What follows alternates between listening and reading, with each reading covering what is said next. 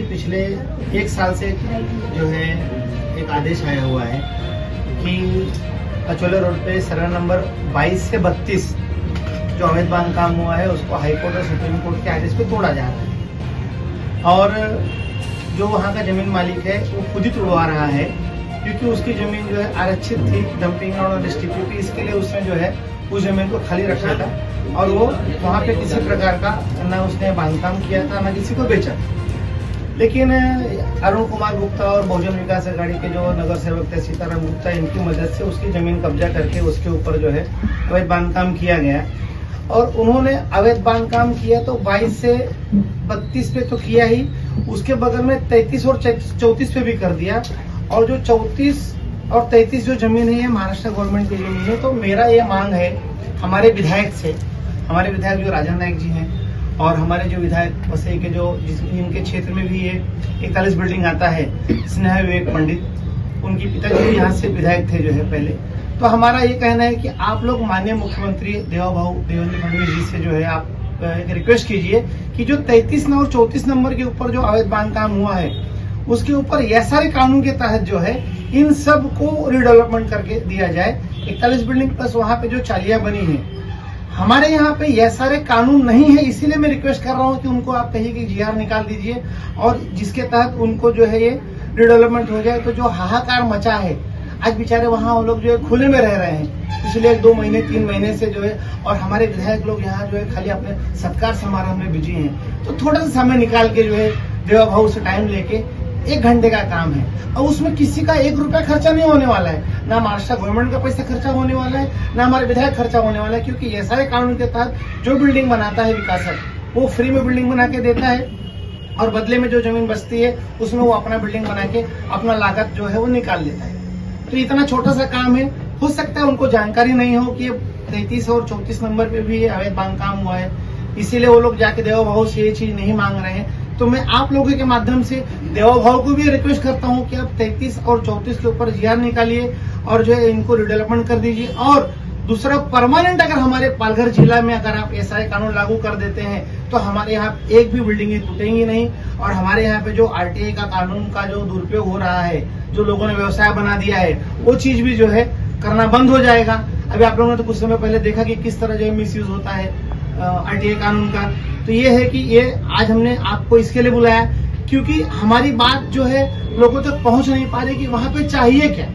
अभी जो है 2 दिन पहले पालक मंत्री जी गणेश नायक जी आए थे, वो भी बहुत दुखी थे कि ये जो हाहाकार मचा इसको रोका कैसे जाए। लेकिन कुछ लोगों ने उनको मिसगाइड कर दिया कि सुप्रीम कोर्ट और हाई कोर्ट का आदेश है, वहां हम कुछ नहीं कर सकते, डंपिंग ग्राउंड है और एसटीपी है। लेकिन आप ये उनको समझाओ कि साहब जो है हम 33 और 34 पे उनको रिडेवलपमेंट करके दे सकते हैं। अब ये लोग नहीं बता रहे हैं, क्यों गुमराह कर रहे हैं, इनका क्या स्वार्थ है।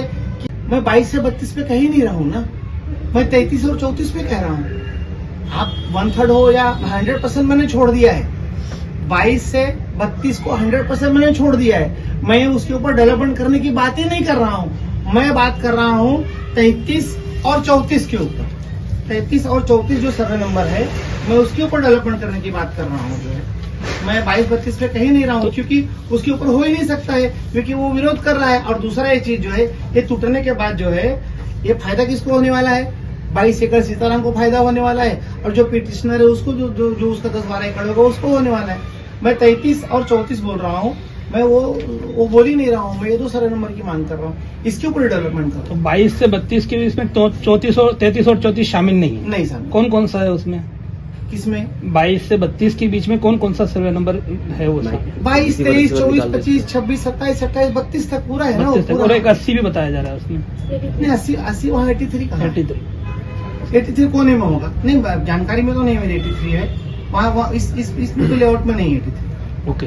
33 और 34 में जो महाराष्ट्र शासन का है उस पर क्या मेंशन है, किस चीज के लिए वो आरक्षित है? अभी ऐसा कुछ नहीं है, उस पर कोई आरक्षण नहीं। आरक्षण 22 से 32 ही है। और उसके बाद उसके बगल में 33 और 34 के बगल में है ना सर्वे नंबर 152 है माणिकपुर, जो कि नमक की जमीन है। वो 100 एकड़ पूरी जमीन खाली है। अगर आपको ऐसा लग रहा है कि 32-33 में नहीं ये लोग अरेस्ट हो पा रहे हैं तो पूरी जमीन खाली है, वहां कोई नमक की खेती होती नहीं। आप जैसे वसंत नगरी गेट से बाहर निकलेंगे, राइट साइड में जो क्रिकेट खेलते हैं लोग, वो पूरी जमीन खाली है, वहां इनको बसा दो जो है। अजय शर्मा और विजय शर्मा पर क्या कहेंगे, जिस तरीके से उनकी मांग है और उनके कोई राजनीतिक दल से कोई संबंध नहीं है ऐसा कहा जा रहा है, तो क्या ये इस पर क्या कहेंगे? देखो, विजय शर्मा नहीं, अजय शर्मा है। अजय शर्मा 2006-07 से उस अवैध बांधकाम को रोकने के लिए प्रयासरत था। उसको बहुत मारा गया, उसका हाथ वार टूट गया था, जो है फ्रैक्चर हो गया था। लेकिन पुलिस स्टेशन में जब कोई अवैध बांधकाम करता किसी पत्रकार को मारता है या किसी शिकायतकर्ता को मारता है तो एनसी के ऊपर कोई एफआईआर वगैरह होता नहीं है। उसको बहुत मारा गया। अजय शर्मा और पटेल परिवार अपने जगह पे सही है, उनकी जमीन कब्जा की गई है, वो अपने जगह पे सही है, उनकी जमीन को खाली करके उनको दे दिया जाए। अब ये है कि वो जो 4-4 महल की बिल्डिंग बनी, ये कोई 24 घंटे में नहीं बनी। इसके लिए महाराष्ट्र गवर्नमेंट जिम्मेदार है, महानगर पालिका के अधिकारी जिम्मेदार है, जो भी पूर्व विधायक थे वो उसके जिम्मेदार हैं। उनके कार्यकाल में कैसे बना, वहां के नगर सेवक जिम्मेदार है। वहां की जो महिला नगर सेवक थी विमला पाटिल जी, वो जिम्मेदार थी। उसके बाद अगर किरण भोई के टाइम पे अगर बना होगा तो वो भी जिम्मेदार थे। आपके क्षेत्र में अवैध बांधकाम हो रहा है और आपको पता नहीं है, ऐसा कैसा हो सकता है? तो ये सब के ऊपर भी जांच होनी चाहिए।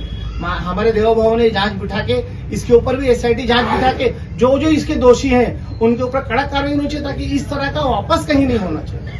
इसमें पुलिस की भूमिका क्या है? पुलिस भी कहीं न कहीं शामिल होती दिखाई दे रही है। जैसे आप बोले कानूनी कार्रवाई नहीं करती, मार झगड़ा होने के बाद मारते पीटते हैं, फिर भी एफआईआर दर्ज नहीं करती, एनसी के तहत मामला दर्ज होता, तो इसमें जाहिर सी बात है, साफ जाहिर हो रहा है कि पुलिस की भी मिली भगत हो सकती है या पुलिस का भी संरक्षण प्राप्त हो सकता है। हाँ, उस समय जो अधिकारी होंगे उनके ऊपर कार्रवाई होना चाहिए। चुनाव से पहले जो भारतीय जनता पार्टी के लोग कह रहे थे कि वोट दीजिए, फिर हम आपको घर देंगे, चाबी देंगे, और इस तरह की कोई सारी चीजें सामने भी आई, तो क्या कहेंगे इस सब बातों पर?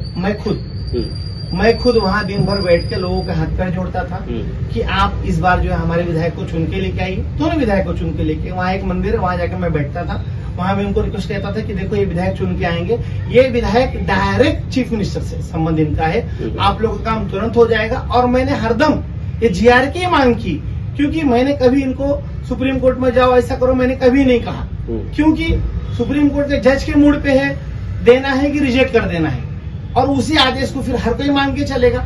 तो मैं डे 1 से, जब से ऑर्डर आया है तब से मैंने कहा है कि जो है आप इनको चुन के दीजिए, वैसे के विधायक को, नालासोपारा के विधायक को। ये लोग जो है डायरेक्ट देवेंद्र फडणवीस जी हैं, डायरेक्ट देव भाव हैं, ये लोग उनसे मिलके आपके लिए जीआर निकालेंगे। और जिस तरह उल्लासनगर बचा है, वहाँ के विधायक ने जिस तरह उल्लासनगर बचा 2022 में, उस तरह आप बच जाओ। क्या मैंने हरदम ये कहा है। और वहाँ के लोग बाकायदा लोकसभा चुनाव में जो सन सिटी ग्राउंड में अमित शाह जी आए थे, वहाँ के लोग बराबर उस रैली में गए थे। लोकसभा का वोट उन्होंने दिया है, विधानसभा का वोट दिया है, खुल के वोट दिया है।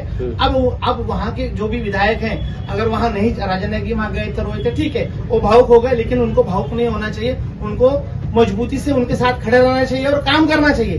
वैसे के विधायक के पास तो टाइम ही नहीं। अदृश्य शक्ति क्या है?